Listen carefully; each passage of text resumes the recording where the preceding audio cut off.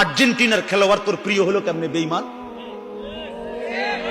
এই মুসলমানের বাচ্চা বল বেটা, এখন দাঁড়ায় বল বেটা, কোন কাফের বেঈমান, কোন খ্রিস্টানের বাচ্চা, কোন ইহুদি, তুই মুসলমানের ঘরে জন্ম নিয়া তোর রক্তে মুসলমান মার রক্ত, তুই কেমনে ওই বেঈমানের মতো সাজলি? এই বেহায়া বল বেহায়া, তোদের যাদের চুল এরকম বল বেটা, এখন দাঁড়া। ওই বেঈমান তোর পছন্দ হলো কেন?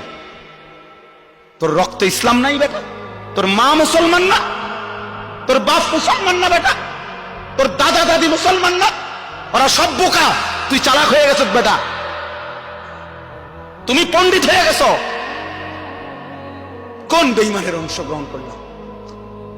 কেন সাজলা বেঈমানের মতো? তোমার নবী নাই, তোমার রাসূল নাই, তোমার আল্লাহ নাই, তোমার নবী সাল্লাল্লাহু আলাইহি সাল্লাম চুল রাখে নাই? কথা বলে না কেন? আল্লাহর নবীর চুল ছিল কিনা? নবীজির চুল মোবারক ছিল কিনা? তিনি চুল রাখতেন কিনা? তো তিনি কেমনে সাজলেন? এটা আমার পছন্দ হয় না কেন? নবীর সাহাবী